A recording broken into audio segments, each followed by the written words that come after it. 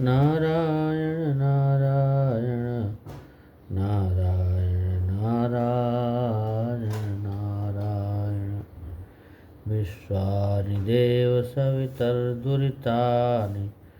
पराशुव यद्भद्रं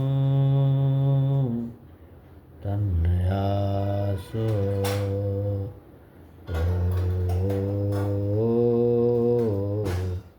सद्गुरुदेव भगवान की जय हो।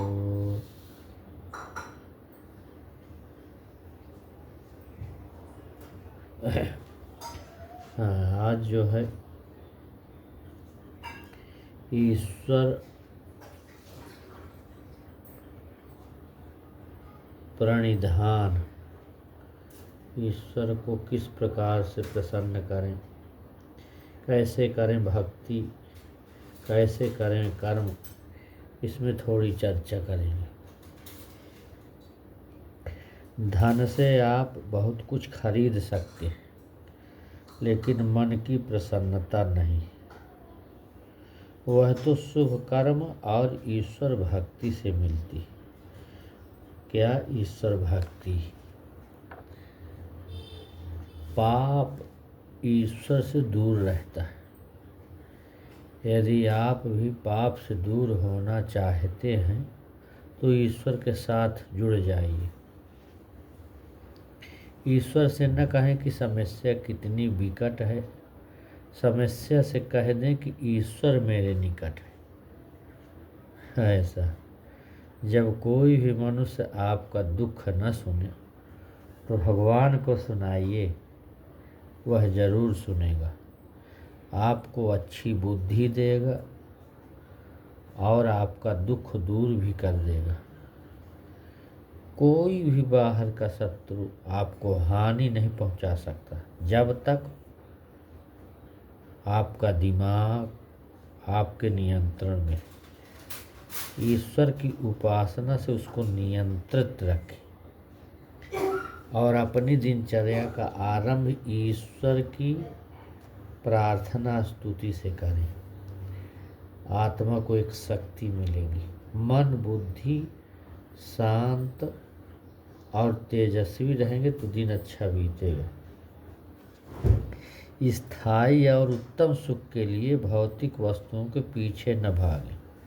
वह तो ईश्वर के पास है और ईश्वर आपके अंदर है। अपने अंदर खोजें, ईश्वर की स्तुति प्रार्थना उपासना करें, आपको आनंद मिलेगा। और ऐसा कहें कि हे ईश्वर, आप आनंद स्वरूप हैं, हमें भी आनंद दीजिए। भगवान का नाम कहीं भी ले लो, कभी भी ले लो, वह सदा हमारे साथ रहता है। भगवान का नाम लेने से कोई भी टैक्स नहीं लगता, इसलिए भगवान को हमेशा याद करो। ईश्वर में विश्वास करें, कार्य पूरी मेहनत और ईमानदारी और बुद्धिमत्ता से करें। परिणाम ईश्वर पर छोड़ दें। ईश्वर पूर्ण दयालु है, न्यायकारी है, करेगा।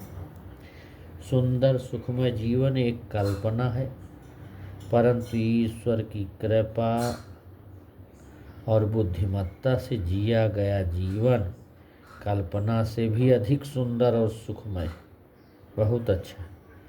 और निसंदेह जीवन दुखों से भरा है, फिर भी ये सभी दुखों से छूटने के लिए ईश्वर की तरफ से दिया गया वरदान है। मोक्ष प्राप्त करें इसे। तो सारा दिन दुनिया वालों से बात करते हैं हम, परंतु दुनिया के मालिक भगवान से दो समय भी 20-20 मिनट भी बात नहीं करते। क्या है यह उचित? हर रोज सुबह शाम 20-20 मिनट ईश्वर का ध्यान अवश्य करें, नहीं तो बाद में अफसोस होगा कि दुनिया के सबसे बड़े विद्वान बुद्धिमान ईश्वर से हम बात नहीं कर पाए। यदि आप ईश्वर की स्तुति करते हैं तो ईश्वर पर कोई एहसान नहीं है, इससे तो आप अपना ही स्वार्थ सिद्ध कर दें। पर श्रद्धा पूर्वक स्तुति प्रार्थना करें। मृत्यु होना जीवन की सबसे बड़ी हानि नहीं, सबसे बड़ी हानि है हमारे जीवित रहते हुए ईश्वर से हमारा अब पिता पुत्र संबंध टूट जाता। इसलिए डरे नहीं, ईश्वर सदा हमारे साथ है। प्रतिदिन ये आत्मचिंतन करें, यह आत्मा का भोजन है। ईश्वर की उपासना करें, उससे शक्ति भक्ति मिलेगी।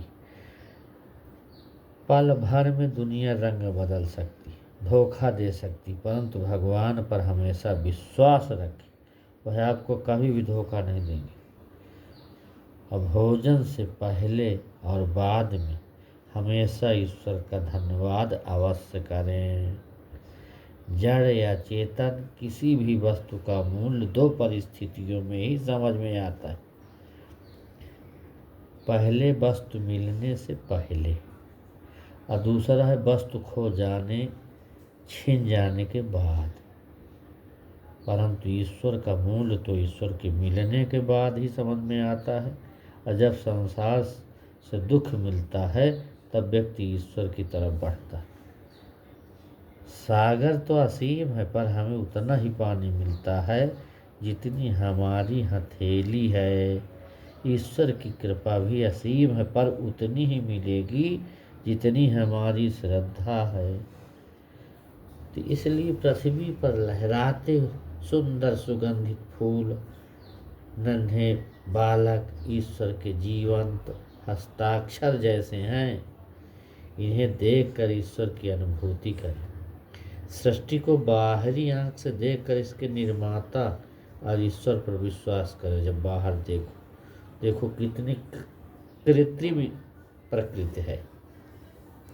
अपने अंदर मन की आंख से देखकर स्तुति की अनुभूति करें, उस ईश्वर की अनुभूति करें, स्तुति करें, प्रार्थना करें, उस नारायण की, उस परमेश्वर की अनुभूति करें। लोग आपके साथ धोखा झूठ अन्याय आदि करते हैं, आप ईमानदारी से सत्य न्याय का व्यवहार करते हैं। अंत में हिसाब ईश्वर कर लेगा, आप चिंता क्यों करते हैं इतना? सब नारायण भगवान सब करेंगे।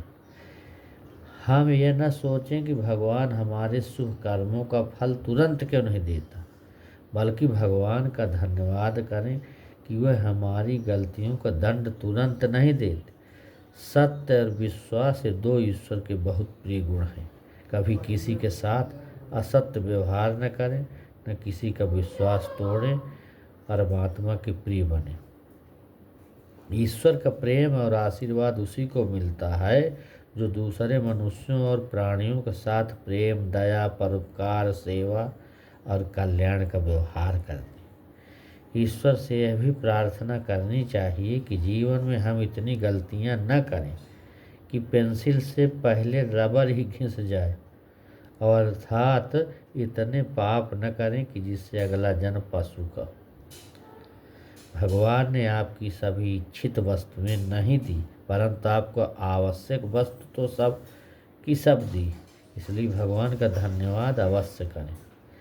प्रत्येक दुर्घटना हमारी ईश्वर विश्वास की परीक्षा है। ऐसी घटना होने पर यदि हमारा विश्वास नहीं डिगता, नहीं डगमगाता, तो समझो हम परीक्षा में उत्तीर्ण हुए, पास हो गए। अनजाने में गलती करने पर मनुष्य 1 या 2 बार माफ़ कर सकता है, इसके बाद दंड देने लगता है। पर ईश्वर तो 1 बार भी माफ़ नहीं करता, इसलिए सावधान। जैसे घर में खोई चीज को बूढ़ा व्यक्ति बाहर ढूंढ रहा था, और कहीं हम भी ईश्वर के आनंद को संसार में तो नहीं ढूंढ रहे हैं। ईश्वर का आनंद अपने अंदर ढूंढें, वहीं पर बैठे हैं वहीं मिलेंगे। कौन कहता है कि खुदा नज़र नहीं आता? सिर्फ वही तो नज़र आता है जब हमें कुछ नज़र समझ में नहीं आता। हर रोज़ सुबह उठकर बोलें कि हे प्रभु मेरे साथ हैं आप, आज का दिन बहुत अच्छा रहेगा। इस प्रकार से ईश्वर की प्रार्थना और स्तुति, ये सारी चीज़ें ईश्वर प्रणिधान के अंदर ये आती है। और मोक्ष तो मनुष्य जीवन की सबसे बड़ी भूल है। भौतिक सुखों को लक्ष्य बना लेता, मोक्ष को लक्ष्य नहीं बनाता। यही हमारे दुख का कारण है भाई। संसार में कहीं भी सुरक्षा नहीं। पूरी सुरक्षा के लिए फटाफट मोक्ष में निकल जाओ, वही सुख है। हजारों वैज्ञानिक भी मिलकर के मनुष्य की अंतिम इच्छा को पूर्ण नहीं कर सकते, लेकिन एक ब्रह्मज्ञानी ब्रह्मवेत्ता कर सकता। वो लोगों को शांति दिला सकता, उसके पास समाधान है, उसके पास उत्तर है। यदि आपके मन में सांसारिक सुख भोगने की सारी इच्छाएं समाप्त हो गई तो समझ लीजिए कि आज आपका मोक्ष आज ही हो गया। ओम शांति शांति शांति। तो प्राणिधान मोक्ष के बारे में ये हमने आपसे वार्तालाप किया।